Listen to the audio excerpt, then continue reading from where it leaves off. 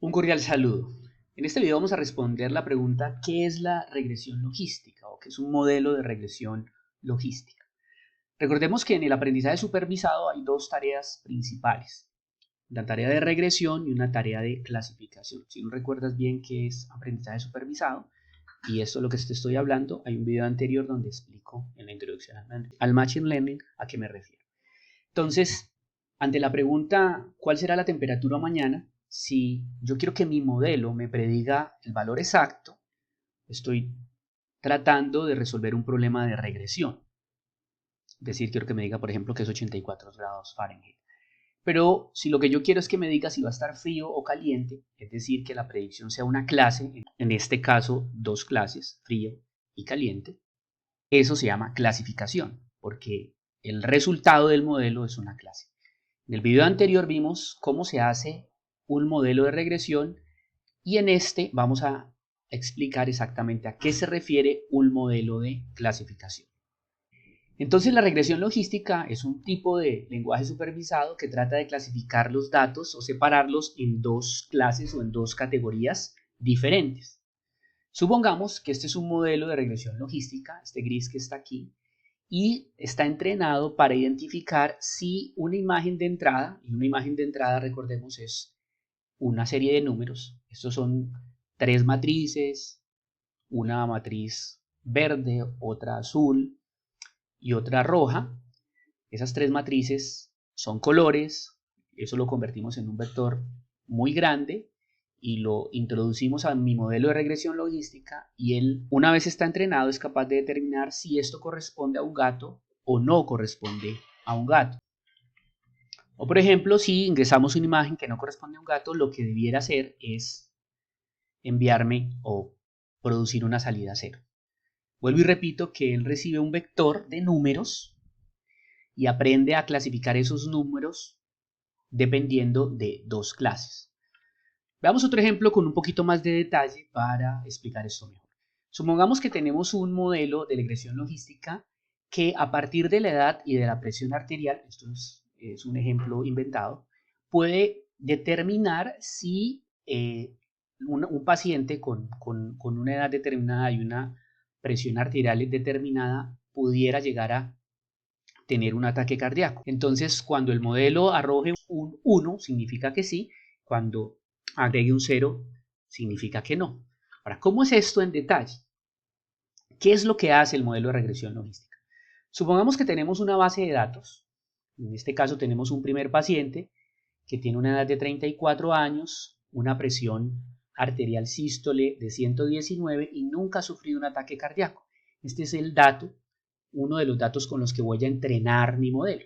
Entonces yo lo ubico acá y digamos que si es no, lo voy a pintar de verde y si es sí, lo voy a pintar de rojo. Tengo un segundo paciente que tiene 45 años, una presión arterial de 142 y sí, y también lo ubico ahí. Así puedo completar mi base de datos. Entonces, en esencia, lo que va a hacer el modelo de regresión logística es tratar de encontrar una frontera de decisión para estos datos, ¿cierto? Para tratar de determinar cuál es la mejor frontera de decisión. En la regresión lineal tratábamos de encontrar la línea recta que mejor se ajustaba a los puntos. Aquí lo que buscamos es encontrar, en este caso, la mejor línea recta que separa esos puntos. Pero digamos que si tenemos más dimensiones, lo que va a haber es un hiperplano que va a tratar de separar esos puntos. ¿Cómo se logra eso? Básicamente, la regresión logística es un modelo matemático cuya salida es la probabilidad de que una entrada dada pertenezca a una de dos clases. Supongamos que tenemos un dataset y voy a asumir que seguimos con el ejemplo de nuestro ejemplo médico. Entonces tenemos M pacientes, X es un vector que contiene dos datos, la edad y la presión arterial, y Y es un número de 0 o 1 que me dice si el paciente pertenece o no pertenece a la clase. En este caso estamos diciendo que 0 es que no ha sufrido ataque cardíaco y que 1 sí lo ha llegado a tener. En este caso nx para este caso es 2 porque x solamente tiene dos características, dos valores. Bien, lo primero que hacemos es cambiar este sí y no por números. Recordemos que los modelos de inteligencia artificial, cualquier modelo de inteligencia artificial, solo procesa números. Así sea el chat GPT, que pareciera que procesa texto, pero antes de que el chat GPT pueda darnos esas respuestas tan asombrosas que nos da, lo primero que hace es convertir nuestras preguntas en texto, convertirlas en números. Entonces cambiamos a números y ya tenemos nuestra base de datos. Y el numerito superior, ese es el número del paciente. Tenemos un número inferior. Digamos que el superíndice en este caso, y esto es generalizado en la terminología del Machine Learning, el índice superior corresponde al dato, en este caso al número del paciente, y el subíndice corresponde a la característica de cada uno de esos pacientes. Entonces aquí tenemos el paciente 2, ¿cierto? Con sus dos características y con su correspondiente label. En este caso el paciente 2 sí tuvo un ataque cardíaco, mientras que el paciente 1 no lo tuvo. Y así para toda nuestra base de datos. Entonces la regresión logística lo que hace es, dada una entrada X que pertenece a RNX, desea encontrar la probabilidad, o sea, un valor entre 0 y 1, de que pertenezca a la clase dada la entrada X. ¿Okay? ¿Qué probabilidad tiene, en este caso, de que el paciente pueda sufrir un ataque cardíaco dado su edad y su presión arterial? O para otro ejemplo, ¿qué probabilidad hay de que esta imagen, esos píxeles, esos numeritos que al final se convierten en un vector, sean un gato?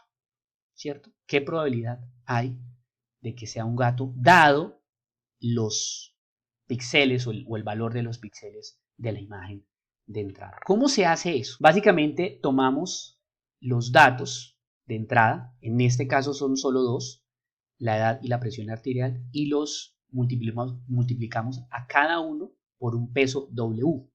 En este caso, que si el tamaño de X es 2 por 1, por ejemplo, o 1 por 2, lo que sea, un vector de dos elementos, W tienen los mismos elementos. Aquí estoy asumiendo, por ejemplo, por eso puse la traspuesta, porque estoy diciendo que este es un vector fila y que este es un vector columna, pero deben tener la misma cantidad de elementos, o sea que X y W son de la misma dimensión, y le sumo un valor B, que simplemente es un factor de escala vertical.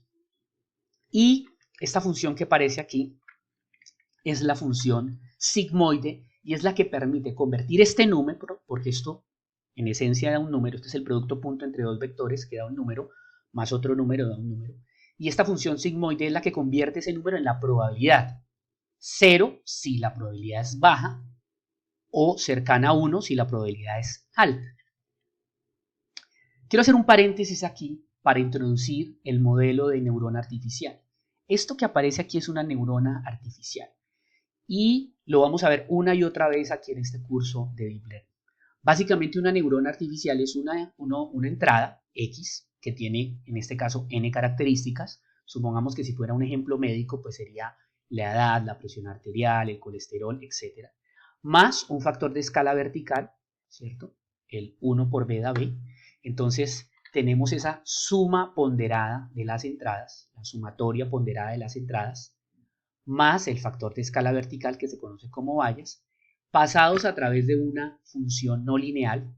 Más adelante en este curso vamos a ver la importancia de quitarle la linealidad a esto. Esto es completamente lineal, quitarle la linealidad. Y a la salida, esta salida, en este caso un número entre 0 y 1, pues es lo que conocemos como neurona artificial. Bien, cierro paréntesis y continuamos.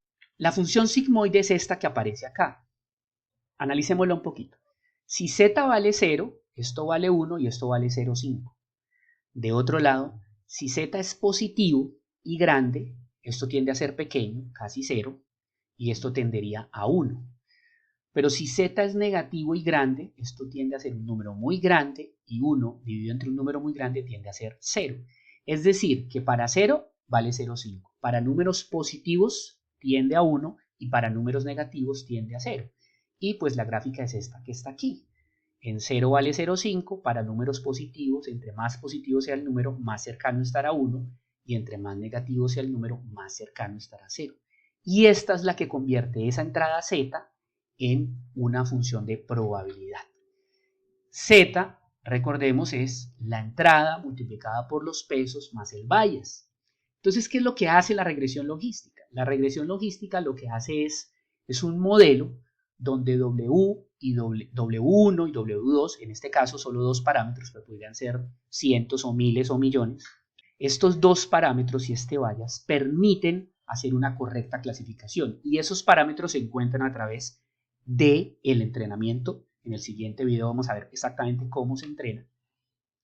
Entonces tenemos W1 y W2 ya de este modelo entrenado, que tal forma que cuando la edad y la presión arterial corresponden a una persona que probablemente se vaya a enfermar, esto debe dar un número positivo grande, por ejemplo este, o en caso contrario, si la persona no ha sufrido, entonces esta operación matemática debe dar un número negativo preferiblemente grande para, digamos, asegurar que la probabilidad esté cero. Entonces el modelo va a aprender cuando está muy seguro de que la persona no está enferma, va a dar un número negativo grande. Cuando está muy seguro de que probablemente vaya a sufrir un ataque cardíaco, debe dar un número bastante grande y cuando no esté tan seguro, pues debe dar un número cercano a 0. En el siguiente video vamos a mirar cuál es la función de costo que se utiliza en la regresión logística para evaluar qué tan bien o qué tan mal se está haciendo el proceso de clasificación.